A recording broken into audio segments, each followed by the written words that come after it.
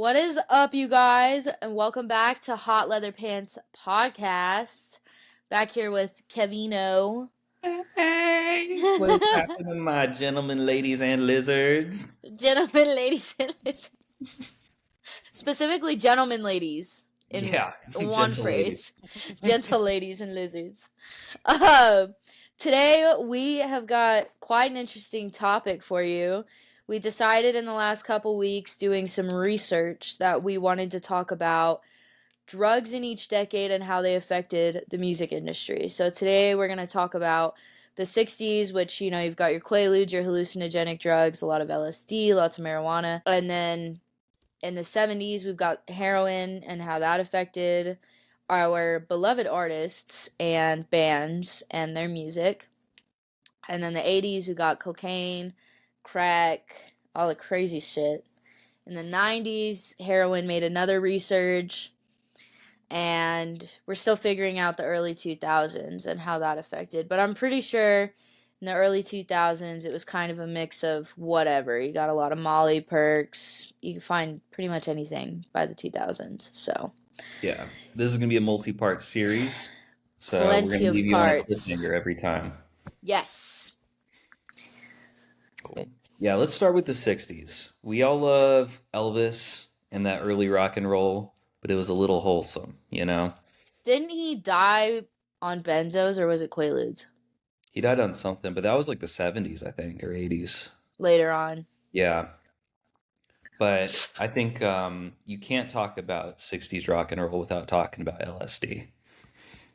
So let's start with Yep. a little history lesson, boys and girls.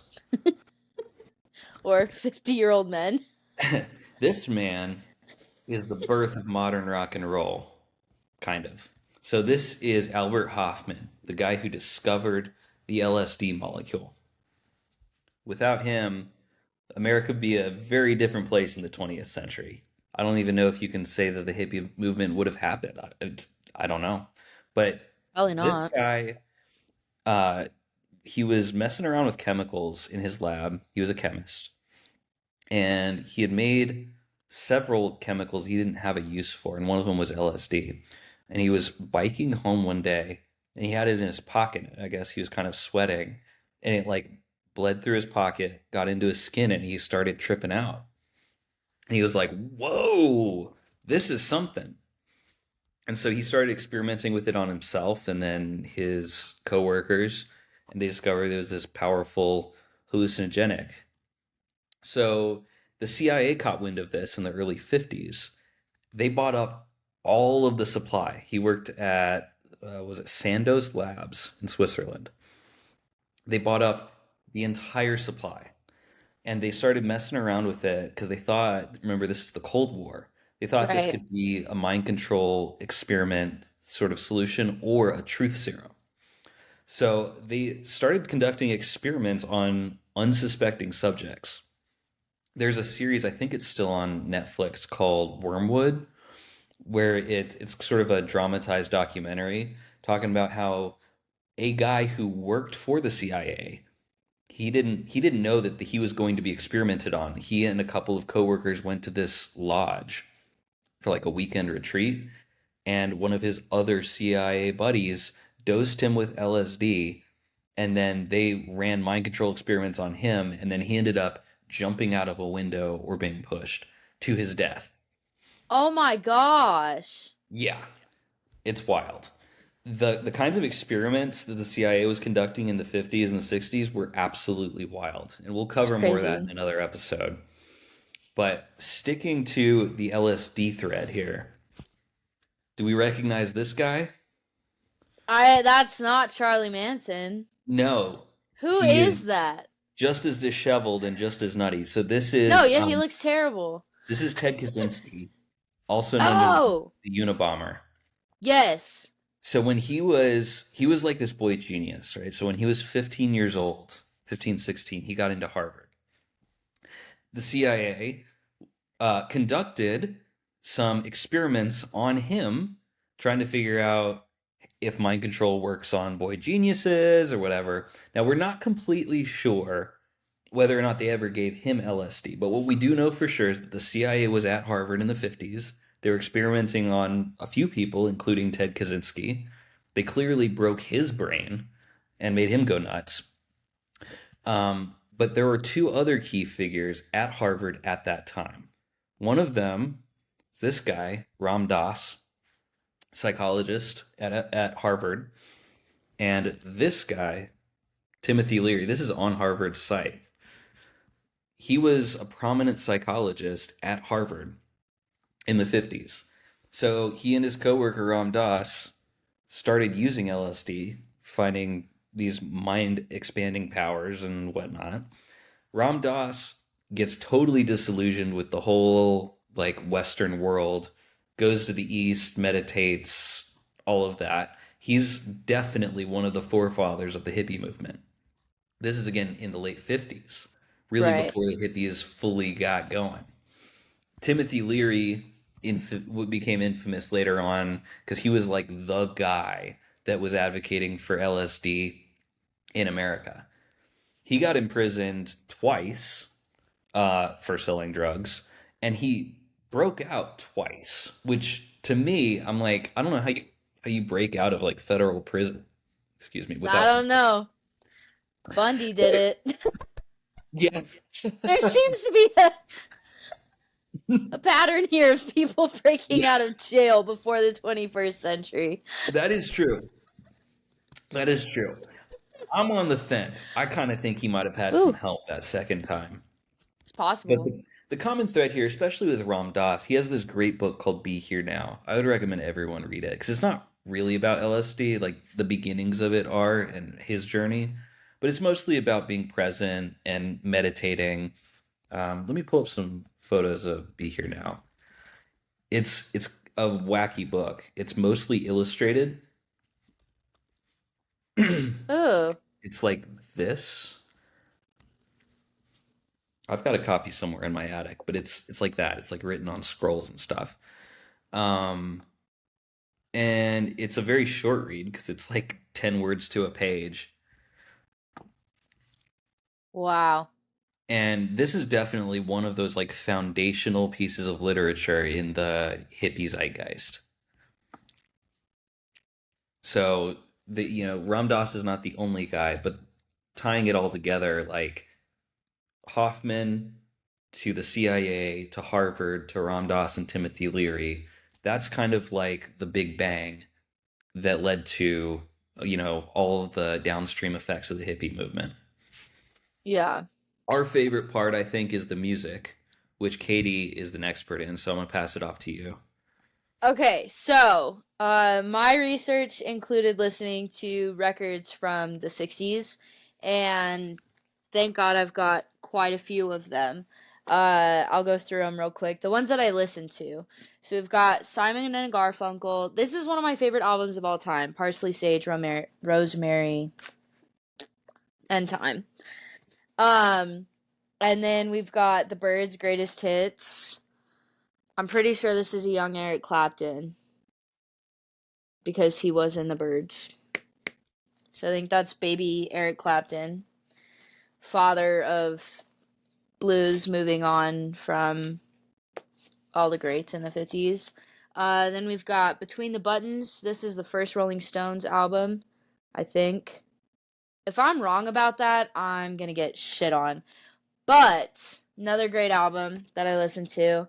The infamous self-titled Doors album.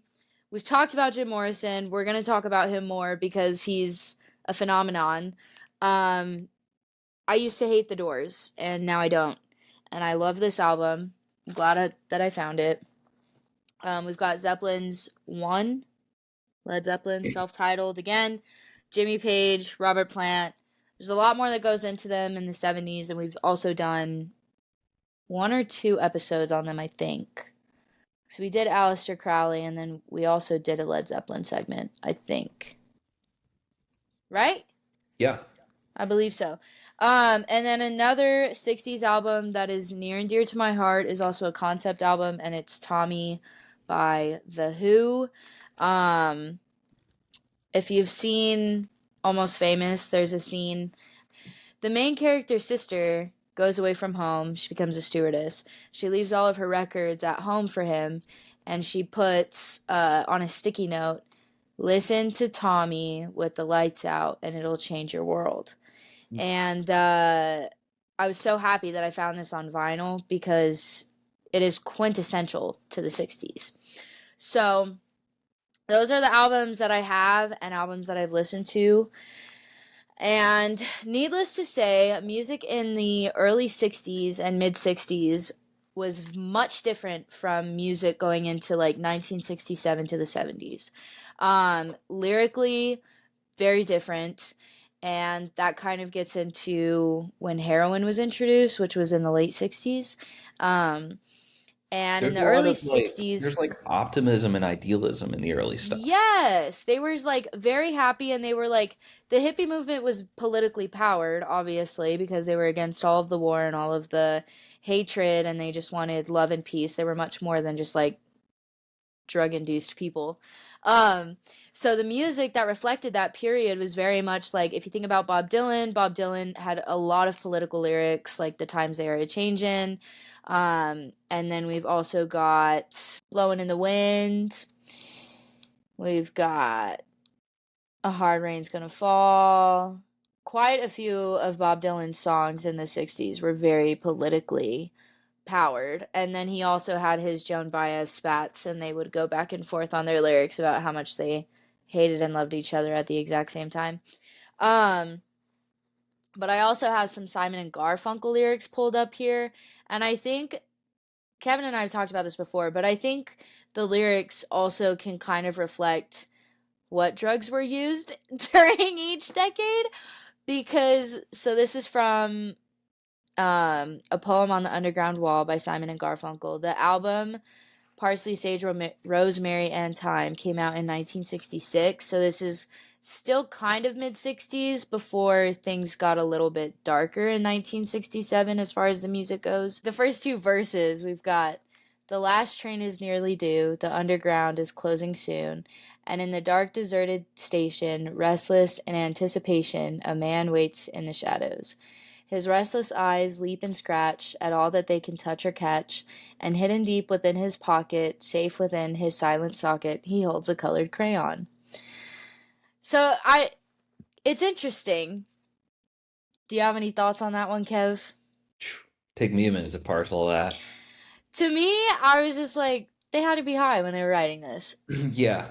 But like, not in a drudgy, heavy metal kind of way. Just like, la la la la la. So Yeah. going on with this song, now from the tunnel's stony womb, the carriage rides to meet the groom, and opens wide and welcome doors, but he hesitates, then withdraws, deeper in the shadows.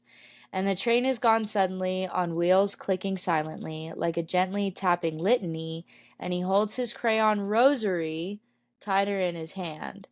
Now from his pocket quick he flashes, the crayon on the wall he slashes, deep upon the advertising, a single worded poem comprised of 4 letters. And his heart is laughing, screaming, pounding, the poem across the tracks rebounding. Shadowed by the exit light, his legs take their ascending flight to seek the breast of darkness and be suckled by the night. Mhm. Suckling. Suckling. And then on the same album, a more popular song, Homeward Bound, and this one's more positive for sure. Says, "I'm sitting in the railway station, got a ticket for my destination, on a tour of one night stands, my suitcase and guitar in hand, and every stop is neatly planned for a poet and a one-man band." Mm. And then the chorus goes, "Homeward bound, I wish I was homeward bound. Home where my thoughts escapin', home where my music's playin', home where my love lies waitin' silently for me." So that's on the same album, And different what year is that? concepts, 1966. Okay. And Nice. I think heroin didn't gain popularity until 67 or 68 Yeah. or Yeah. Well, late 66. But anyways, on the optimism um side, I've got one. go Okay. for it. This is actually one of my favorite Beatles songs. I Am the Walrus. That one, Yes. that's off of I want to say sorry. Oh, no, it's from the Magical Mystery Tour, so that's Yep. 67. First line. Tell me if this isn't psychedelic. I am he as you are me, and we are all one together. I love that song. Listen to that optimism. And so John Lennon actually said that he wrote that line on an acid trip. So like that's not even a question. No, I believe that. I believe Yeah. that 100%. Um, and then I was just thinking about speaking of the Beatles, the Octopus's Garden song, Oh yeah. where I'd like to be under the sea, and that was on Abbey Road, 1969, Mm-hmm. in an Well, octopus's garden in the shade. I've got a visual aid actually for that. Go for it. All right, let's go to the Uh, Beatles. what else did I think Okay. of? You can see this is chronologically the Beatles albums. Notice how I want to say Yes. Rubber Soul was like 65, I think. Look at how psychedelic it gets. Look at how clean cut. Now by their standards their hair was long, but by today's standards they were clean cut gentlemen. Mm-hmm. And then it starts to get really trippy. Then you get Sergeant Pepper and the Magical Mystery Tour. I mean, look at all the colors and the woo-ness. I mean, there is a stark contrast between their late 50s and the 60s. Yeah, exactly. And Revolver, I feel like Revolver kind of took a huge like jump from what is that? Rubber Soul. I almost said Rubber Mm-hmm. Soup. Rubber Soul, which was I think Revolver was I don't remember. It was definitely right around here where it got really The trippy. late yeah, Yeah, and then you had very Yellow late. Submarine. Yeah. But then it's like they kind of got it together with like Abbey Road and Let It Be. Like that honestly was less far out, I feel like. Yeah, exactly. Because the golden age of psychedelics had kind of come and gone, and people had to find their way in the early 70s. Yeah. Things were much different. Yeah. Yeah, that's interesting because they have the Beatles White Album, which gave me nightmares as a kid, oddly enough to say. I hated that album. Um, but yeah, it's like there's a break, there's a Magical Mystery Tour, and then there's the Beatles White Album, and then there's Yellow Submarine, and then it's all very like clean cut and organized after that. And it's more like rock of what we think of now as rock. Like a lot of Yeah, stuff on Sergeant Pepper and Magical Mystery Tour was like, let's all hold hands and love each other. Very John Lennon type stuff. very like we're unified, we're a group of people, and we all Yeah. believe like we all like are fighting for the same thing, essentially. Hmm. Yeah. And then, well, going off of the Beatles, because I wanted to talk about the Yellow Submarine lyrics. Because it's very obvious that LSD was very strongly used. Yeah. In the town where I was born lived a man who sailed to sea, and he told us of his life in the land of submarines. So we sailed on to the sun till we found a sea of green, and we lived beneath the waves in our yellow submarine. One of them had some crazy acid trip and decided, I gotta write this down. I'm telling you. And then this is interesting because so let's see, do I have any other like oh, the Rolling Stones Between the Buttons is a very positive album as well. Um what was on here that I Oh, we've got Ruby Tuesday. Goodbye Ruby Tuesday. Have you heard that Oh song? yeah. Yeah, yeah. Yeah. Goodbye, Bye Ruby Ruby Tuesday. Tuesday. And then Let's Spend the Night Together is the first song on the album. And then we've got Yesterday's Papers, Ruby Tuesday, Connection, She Smiled Sweetly, Cool, Calm, and Collected. And then on side two, All Sold Out, My Obsession, Who's Been Sleeping Here, Complicated, Miss Amanda Jones, and Something Happened to Me Yesterday. And if you take this album and compare it with um, like Some Girls or what's their what is that one that I'm thinking of? Uh, Let It Bleed, Tattoo You, um, Sticky Fingers. Is that about weed? It could be about something else. Between Wait, the it Buttons. it could be a reference to geckos, which are a close cousin of the lizard. Yes. Let's Just saying. see. And then we've got. So, Between the Buttons wasn't their first album that came out. This came out in 1967.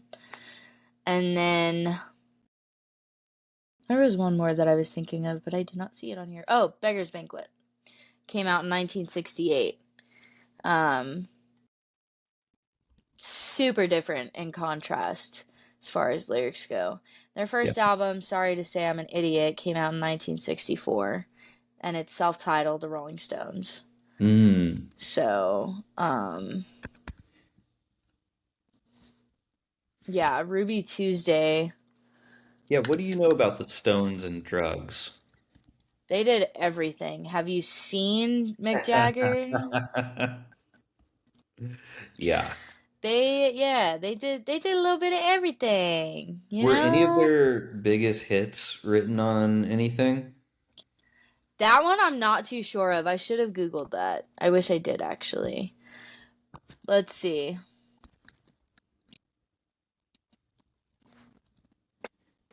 Ruby Tuesday was Keith Richards' idea from what this is looking like. He Mm. was his broken heart inspired the song.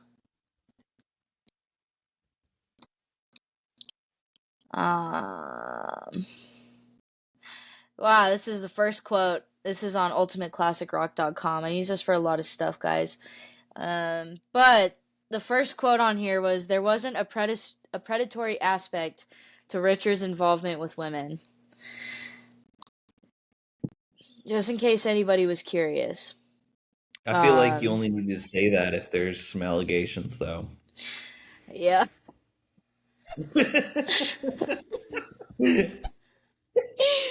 All I can think of right now is that picture of Rod Stewart when you were like, he looks like an 80-year-old woman. I've seen 80-year-old women that look better than him. Dude, imagine like a coked out Keith Richards hitting on Rod Stewart by accident.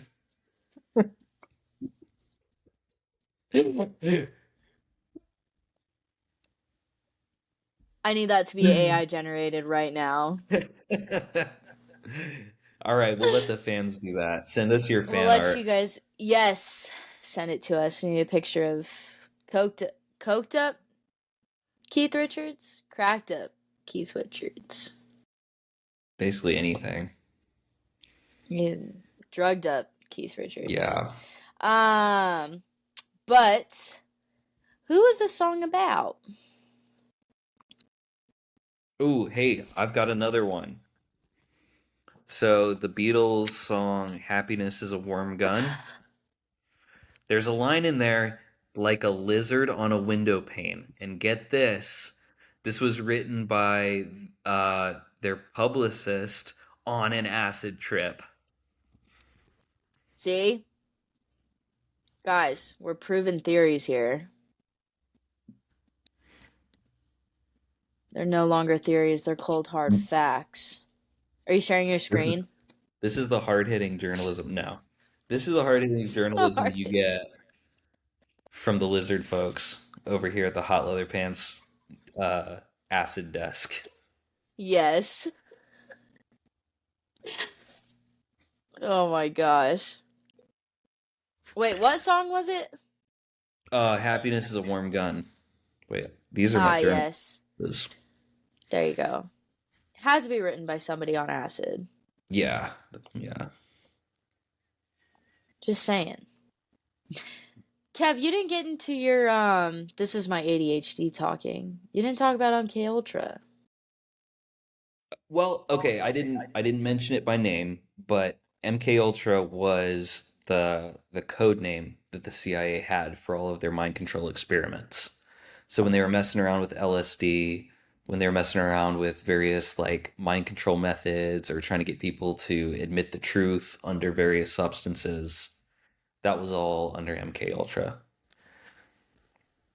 Yeah. Yeah. There's some really interesting stuff though. If you can actually get this now on the CIA's actual website. So it's like not even a conspiracy theory. They No. messed around with remote viewing. Have you ever looked into that? Remote viewing? Yeah. No. Okay, this was like a spy tactic that they thought they could use because the hippies and the predecessors experimenting with LSD were thinking that like, consciousness expands outside the body, maybe it comes from a fourth dimension, whatever. So the Right. CIA was like, well, maybe we could use some of these hippie techniques for spying, for Cold War espionage activities. So they found people that believed that they could uh, see outside of their body in different places, like oracles or whatever. Like in Stranger Things, the first season, 11, that's basically based on the released MK Ultra files. Yes. And The so, whole series. yeah. So like that's actually So based on like good. a real theory. Like they actually would have these seers come into a room, they'd like put them in like a sensory deprivation tank, and they would say, okay, like these coordinates at some Soviet missile facility or whatever, we need you to go astral project over there and tell us what's over there. And they did. Yeah, So supposedly. astral projection's not a theory. Like that actually is a thing. Well, like the results are inconclusive, but it's more than a coin toss odds. Like they did find some pretty interesting results. Hmm. I'm gonna Yeah, have to read a book about it. yeah, That sounds interesting. yeah. Dang. Pretty cool stuff. Okay. 60s were wild. They were wild. There was a whole lot happening. Like the Vietnam War was in the late 60s, right? Hmm.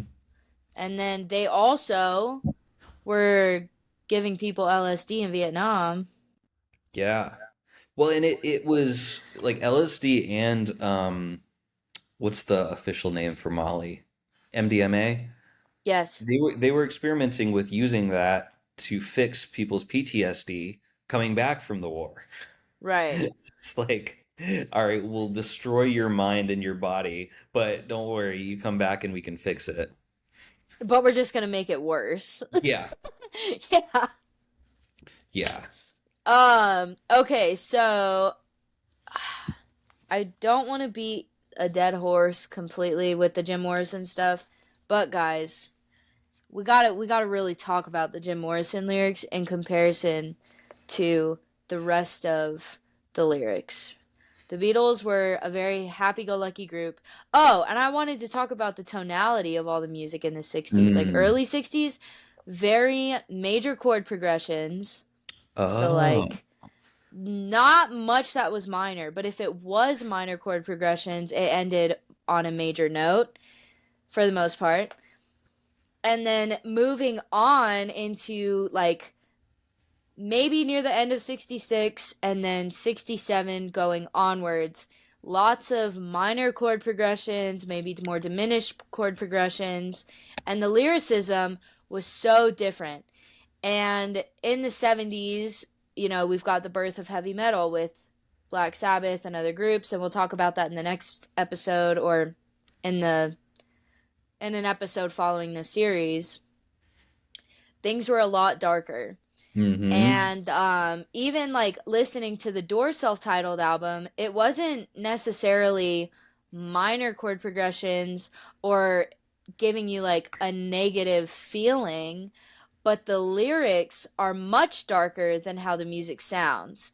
And I think that was kind of popular going into the 70s because even the Simon and Garfunkel, like, it wasn't the most optimistic lyricism, but they have super optimistic chord progressions, That's an interesting point. you And know? then back to the Beatles, their first trip Yes. to India was in 1966. And then soon after that, you hear them start experimenting with like the sitar and stuff. Right. And then the Stones as well, like Paint It Black. It's like Mm-hmm. very Eastern. They were messing around with Eastern sounding scale modes and stuff. Yes. Yeah. We gotta get the theory professor on here because this is where I learned most of this stuff is from him. But yeah, I know we've talked a lot about Jim Morrison and all that, but I think he's just such a, I don't know, what would you call that? Not a crutch. He was a far out dude. He was a far out dude. I just think he experienced a lot more than people really put on. They were like, yeah, he just did drugs. Like, no. Mm. But, um, so I'm these are his amazed that like poems. I'm amazed anyone was able to connect with his lyrics without also being on drugs. Weren't they, though? Maybe so. Maybe that. But see, somehow you're able to get into it. Like for me, I'm like, Oh, I'm fascinated by him. I yeah. have I have three of his poetry books, poetry compilation books. And this one is his poems from 1966 to 1971. So Hmm. perfect for what we're talking about. Does his stuff get darker? Yes.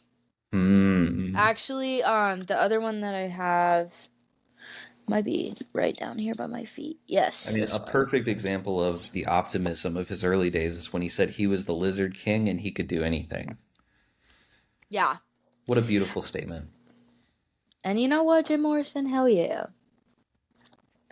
But yeah, this one is The American Night, and it's the Mm. writings of Jim Morrison. I think I've used these before, but let's just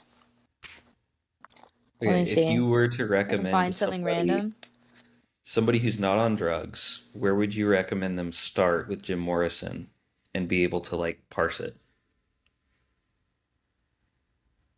And be able to what? Understand it. Understand it. Oh, I think you cut out, but um I don't know if I necessarily understand Jim Morrison. I think or everything that he tried to write down. I think it's obvious that he had been through stuff growing up and then going into like adulthood, and he became this like poet, and this group of people, or at least like three guys, were like, yeah, you should join our band. And I think that had a lot to do with, I lost my train of thought. But I wouldn't say I necessarily understand him, but I do find his poetry to be very interesting. Hmm. And when I read The Lizard King for the first time, I was honestly a little freaked out because I was like, this dude's got a dark mind. But at the Mm. same time, I feel like if he would, like, he was human enough to write down his like deepest thoughts. So I wouldn't say it's necessarily about understanding him, but By kind the of way, what's on your understanding. shirt? Is that Stairway to Heaven? Nah, it's Highway to Hell. Highway to Hell.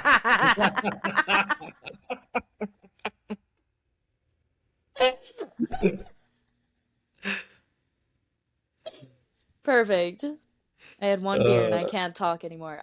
Anyways, no, Jim, I don't know. I think reading his poetry is like really understanding who he was as a person, like trying to like figure out his psychology and all that stuff, which I'm really into. But I would just find a book of his poetry and just read whatever seems interesting to you right away. there you Because go. I did that with this one. I found this when I was visiting Kev, and I got this at a thrift store or a thrift bookstore. And I read The Lizard King first because it's his most popular. And I was like, oh, he was kind of like not all here. Mm. And then I've got this one too, which is Wilderness, Volume 1. And this is just another collection of his poems. But I don't know, it's interesting. Yeah. Nice. What about Jimi Hendrix?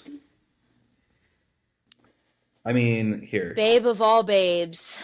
for Honestly, Kev, I think he took our beloved soul music into the 60s and 70s with him. Yeah.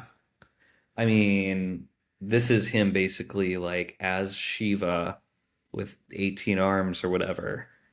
There's obvious Eastern and psychedelic influences in his stuff. I mean, I don't think it was any secret that he was a big fan of acid. Right. He is, for any guitarist who like understands the history of rock, like he's kind of the god because he took us from just like little 4/4, rockabilly type stuff into rock, Oh you know. yeah. And I He took wonder, I wonder how much of it was his brain and how much of it was his brain on acid. Would hmm he have been I mean, he practiced. I heard this interesting story recently that he was like never without his guitar. yeah. So the way he was able to get so good so young is he would like practice in a movie theater, like while watching a movie. He was never without it. So he packed like 20 years of practice into 5 years. He was obviously a special gift to this earth. But I wonder what his music would have sounded like if he never touched acid. Would it have We been so should groundbreaking? we should do an episode on him. Yeah. I'm surprised we haven't actually, Yeah. cuz he's like Jim Morrison lyrically, but on the guitar. Yeah. Yeah. It's Excuse me while I kiss the sky. yeah, exactly. Like excuse me while I kiss you on the lips. But Excuse me while I make out with this elephant over here. talking about Jimi Hendrix, but no, he is like the more I listen to him, and I have a few albums of his, not a few, I think I have two, but the more I listen to him too, I'm just like, how? And he Yeah. was left-handed, and he played the guitar upside down. Mm-hmm. Yeah. Because So how Fender does wouldn't that? Fender wouldn't make a left-handed Strat. Mm-hmm. Yeah. All right. Well, that's a teaser for you guys. We've got a Jimmy episode coming up. A Jimmy episode, and then we got to talk about the drugs and lyricism in the 70s. Yeah. Strap in, because it's gonna be that one's probably gonna be more Mm. detailed. Well, should I bring it home with the darker side, the Go downfall for of the it. hippies? Go for it, because I gotta All leave. right. There is this fantastic article from what year is this? It was like 1967, I believe, that the Atlantic wrote, and it was okay.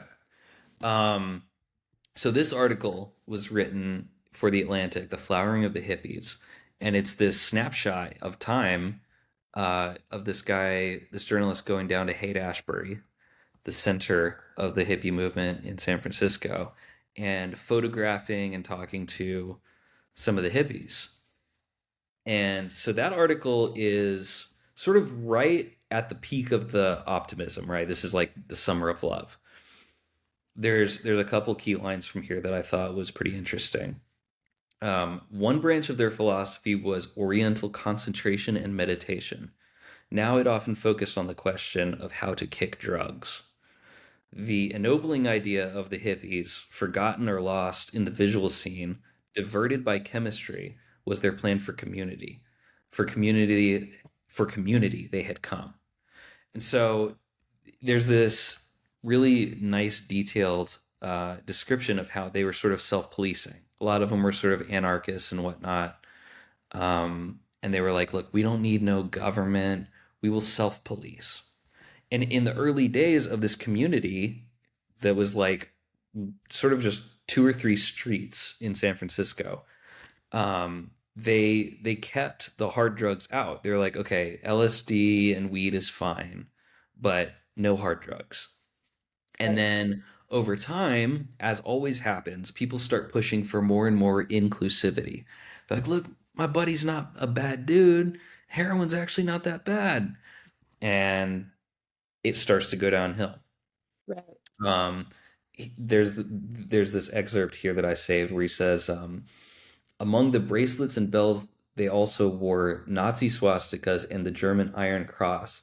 knowing, without knowing much more, that the swastika offended the establishment, and no enemy of the establishment could be all bad. For many, it precipitated gorgeous hallucinations, a wide variety of sensual perceptions, never before available to the user, and breathtaking panoramic visions. It's talking about the LSD up here.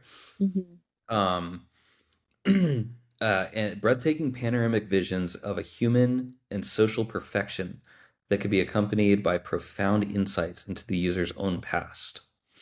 And then it talks about this guy, Joe, and he's kind of like the quintessential story of the hippie, growing up in a middle class family, which they say that most of these kids came from like wealthy middle class families.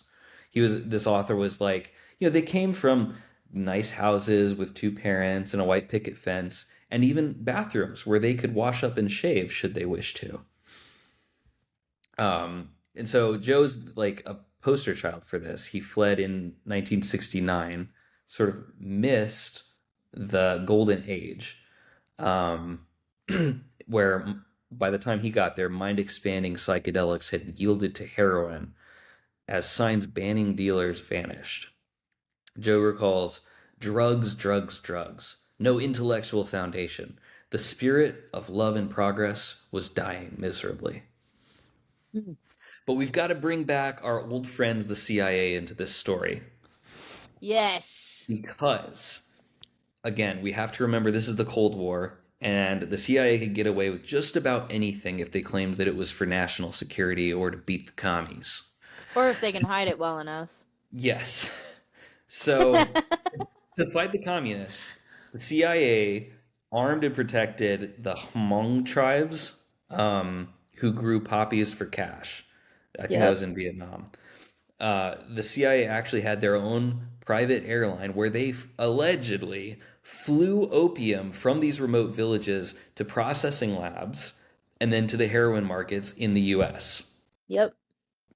So, potent South Asian heroin became common in the hippie scene. There's another line from one of Nixon's staffers, many years later after the fact. But he said, Nixon hated the hippies, right? There's like all kinds of photos from the 60s and 70s where like they hated him. He was like the poster boy for the war and the man and the machine. And so one of Nixon's aides, he said, "We knew we couldn't make it illegal to be either against the war or to be black. But by getting the public to associate the hippies with marijuana and the blacks with heroin, and then criminalizing both of those substances heavily, we could disrupt those communities." I will leave it there. Draw your own conclusions. Oh Would my the hippies God. have fallen to heroin without the help of the CIA and Nixon? And the government. Yeah. That's crazy. Gonna have to do more research for next week. Yeah. This For story sure. continues with very similar patterns playing out in the 80s. Oh my gosh. Okay, guys. Well, tell us what you think. Leave us a little comment down below. Subscribe if you feel so inclined. And yeah, we'll see you in the next one. Now I've got a lot to think about.